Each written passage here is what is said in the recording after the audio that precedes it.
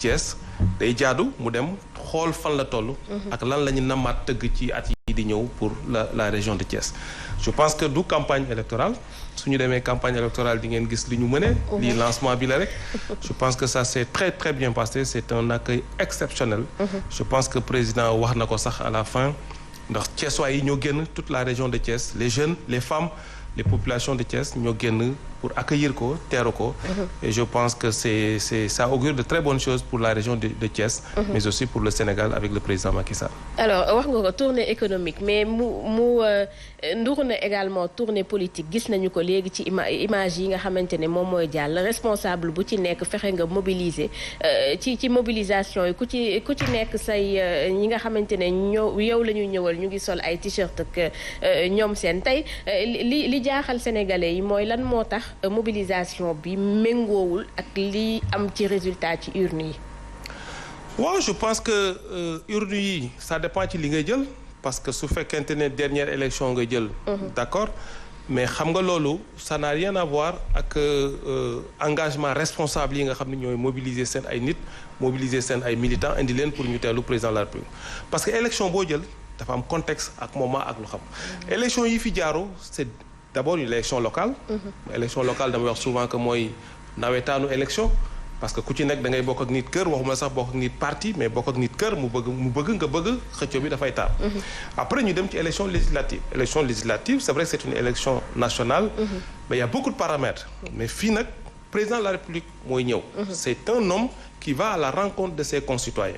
je pense que loolu la ñuy ci élection locale ci élection présidentielle la ñuy mën a natte ban baromètre nga am pour mën a apprécier la popularité d'un homme politique qui va à l'encontre des populations kon boog soo jëlee élection yi weesu xëy na am nañ ci ay jafe-jafe suñu coalition ci élection ci jafe-jafe yu bari waaw mais il faut que ñu comprendre que ñun coalition bu mag lañu on a eu des problèmes en interne duñ ko nëbb parce que entre nous c'est pas toujours très facile mais je pense que loolu comme ni mu wax ci nature élection yi la parce que élection locale comme ni mu wax ku ci nekk da ngay bëgg a nekk maire ku nekk bëgg a nekk président conseil départemental élection député ku nekk da ngay bëgg a nekk député boo ko nekkul tu es frustré tu penses que parti bi alors que du loolu pour man ce qui est important c'est que c'est notre coalition qui est encore majoritaire dans ce pays et largement majoritaire on pourra mën nañ ci ñëwaat et je pense que tey li génn Thiès wane nañu Sénégalais yi de manière générale mais Thiessois yi de manière particulière jox nañ bopp président de la République Macky Sall et c'est le plus important. D'accord Mohamed.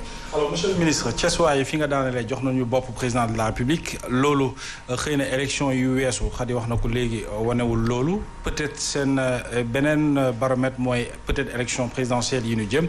alors une mobilisation exceptionnelle qui ne se traduit pas xëy na dans les urnes est-ce que jotul. les leaders et au-delà même le président de la République def taxaw seetlu ci ne mbooloo yi may dar macha allah une mobilisation exceptionnelle lu tax zone yu ci mel ni Thiès ak feneen du ko gagné. non mais mooy li ma la wax léegi rek je pense que en dehors des élections présidentielles bii weesu. xam ni Idriss Seck était candidat dëkk Thiès ça compte. xëy na loolu mun a tax ñu mën a wax ne et on a fait de très bons résultats à Thiès pendant les élections présidentielles mais après. nature élection yi fi weesu laa la wax ne moo mën a c'est pas un très bon baromètre mais li am solo pour man au finish c'est que ñu mën a comprendre que ne notre coalition est encore majoritaire ci élection yi fi jaar yëpp ba élection législative yi lu ñu mën a wax yëpp élection législative yi weesu notre coalition Benno Bokk Yaakaar est sortie majoritaire des urnes et c'est ça qui est le plus important maintenant c'est vrai que élection c'est autre chose c'est une mobilisation c'est une organisation c'est une machine bon c'est une autre réalité mais jàpp naa ne li ñu mën a jàpp mooy ne président de la République fu mu dem nit ñi génn la preuve man baromètre bi may jël ci mooy 2019 il a gagné haut la main dès le premier tour ce qui n'était pas évident donc baromètre yi may jël mooy élection boobu bu ñu jëmee incha allah 2024. incha allah aussi dañuy jaar buum ca boy ba comme ni ñu daan def. très bien ci boobu la élection daan ci ñëw mais d'abord tournée économique wax nga ko bu président de la République premier conseil des ministres décentralisé à Thiès c'était en 2014. c'est ça mu annoncé foon plus de 448 milliards de francs CFA. alors est-ce que tey Khady wax na ko ñu ngi waaj a ubbi ay infrastructures di ko inaugurer est-ce que jàpp nga ne jotul ñu xayma ba noppi koppar googu ñu annoncé woon fan lañ ko dugal lan lañ ci liggéey laataa ñuy annoncé yeneen. tout à fait loolu moo tax président de la République fu mu dem dafay avant muy def conseil des ministres dafay def li ñuy tuddee conseil présidentiel. et conseil présidentiel bi mooy acteurs u région bi yëpp dañuy toog les artisans les transporteurs.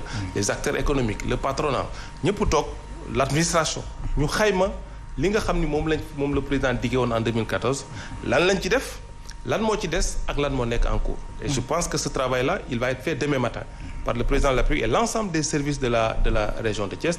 Partant de cela maintenant le président prendra de nouveaux engagements pour mën a planifier les 3 voire 4 années encore à venir donc loolu lu am solo la fu mu jógee nii ci Tamba def nañ ko évaluer li nga xam ne moom lañ diggé woon. ba weesu ko en fait. mais ba weesu ko sax. mais jàpp naa ne tey boo jëlee Thiès rek 2014 ba léegi li fa am comme infrastructure bari na trop. donc jàpp naa ne mënaguma wax lan lañ def ak lan moo des. mais ci gis ci bët ci xayma. gis naa ne Thiès aéroport bi Thiès la nekk. gis naa ne université Iba Der Thiam fa la nekk. gis naa ne ISEP fa la nekk.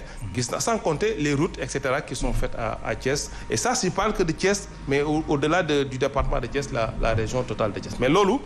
lu am solo la moo tax demain matin incha allah on fera une évaluation ci li ñu diggee woon 2014 lan lañ ci def lan lañ ci des lan moo ci des ak lan lañ ci war a yokk pour gën a améliorer et je pense que suñu génnee ci conseil des ministres demain soir président dina annoncer yeneen mesures yoo xam ni c'est pour accompagner le développement économique et social de Thiès. D'accord laataa may jox Fatima en 2014 ñu ngi doon wax ne président conseil décentralisé yi conseil des ministres décentralisé yi anaka taxawaalu rek la woon amul benn njëriñ tey ñu gis ne ñu ngi en 2023 mi ngi wëraat fi mu demoon yépp ngir di xayma ak a def kon jàpp nañu ne conseil des ministres décentralisés yooyu solo si moo nekkoon xëy na région bu nekk ñu jox ko cër ak wàllam ba mën koy développer am déet. oui c'est ça c'est le concept c'est une tournée économique. tournée économique mooy def nga programme national mais nga de manière spécifique nga dem ci ab dëkk ci région bi nga ni man kat lii ak lii ak lii lañ jagleel région bi acteurs yëpp toog ñu tënk ko ci kayit. donc c'est important que à un moment donné boo dawalee ñeenti at juróomi at nga taxawaat xool ne man kat ñëwoon naa fi diggee naa fi lii. fu ñu ci toll sous l'égide du gouverneur ñu wax ne def nañ lii def nañ donc c'est des tournées économiques d'abord. Maintenant le président de la République daf ci raccrocher conseil des ministres c'est pour permettre aussitôt après le conseil présidentiel mën a jël ay mesures instruire gouvernement bi sur les nouvelles mesures à prendre pour les années à venir.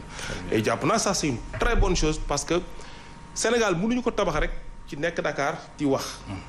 day baax président def tournée économique dem gisal boppam lancer ay travaux. et que suba incha allah après demain dina dem lancer une route très importante Thiès Tivaouane Mbour comme Saint-Louis comme autoroute. donc ça c'est important. c'est clair monsieur le ministre est-ce que tey nag waa APR nekkuñu di jéem a nax seen bopp par rapport à la mobilisation bu ñu xoolee gis nañ ne ñu ngi leen di tooñ ne leen da ngeen di toppandoo ki nga xamante ne moom moo di Ousmane Sonko Pikine jël mu ngi waaj Diourbel yaa ngi dëkk côté boobu est-ce que tey jii loolu nekkul loo xamante ne da ngeen di lewatal li di ñetteelu candidature bu Macky Sall. non ñun lewataluñ ñetteelu candidat deuxième quinquennat lañu wax. mais troisième candidature ñun am nañ droit suñu parti suñu coalition ñu wax ne ñun président Macky Sall mooy suñu candidat pour 2024. comme tous les Sénégalais bu mu neex nga ni man Fatou Khady Colonel mooy sama candidat 2024. ñun APR en tout cas ci région bi ma département bi région bi ma dëkk suñu parti suñu coalition président Macky Sall mooy suñu candidat en 2024 on n'a pas d'autre maintenant on travaille pour ça pour que comme ni mu daan demee suñu élection bi di ñëw ñu gagné ko au la main. mais est-ce que nekkoo leen aussi. naxuñu suñu bopp non naxuñu suñu bopp parce que da nga utiliser terme ndax seen bopp non suñu président parti suñu président coalition mooy dem à la rencontre des populations mais ñu teeru ko c'est aussi simple que ça c'est pas compliqué et donc ñun 2012 ba léegi loolu la ñuy def mu ñuy jik ñuy gagné jàpp nañ ne 2024 dañ koy def gagné. mais est-ce que du ngeen ko indil benn jafe-jafe ci kaw bu fekkee ne da ngeen bëgg a pousser li nga xamante ne moom moo di candidature am et te ñëpp gis nañ également que peut-être on sait bien que ne c'est la constitution qui va quand même valider ou invalider ça on est en phase mais aujourd'hui moralement est-ce que le chef de l'État quand même comme moo ko fi waxoon en 2019 est-ce que. le président de notre parti. ñun ñoo ko samp wax ko mooy suñu candidat 2024. maintenant le reste ci dëkk lañu dëkk ci réew lañu dëkk boo xam ni dafa am lu ñu tënk du lu ma neex du lu la neex. c'est des lois et des règlements c'est la constitution mu nekk charte nday réew moo ñu tënk ci loolu. kon boog ñun am nañ droit ne diw mooy suñu candidat et que ñi nga xam ni ñoom la suñu réew dénk ñu mën a wax droit ñu wax buñ ci toll la ñu wax droit ñu wax lan la constitution bi wax et jàpp naa ne loolu nag ñi nga xam ne ñoo ñu gën a contre tey sax nangoon nañ ne candidature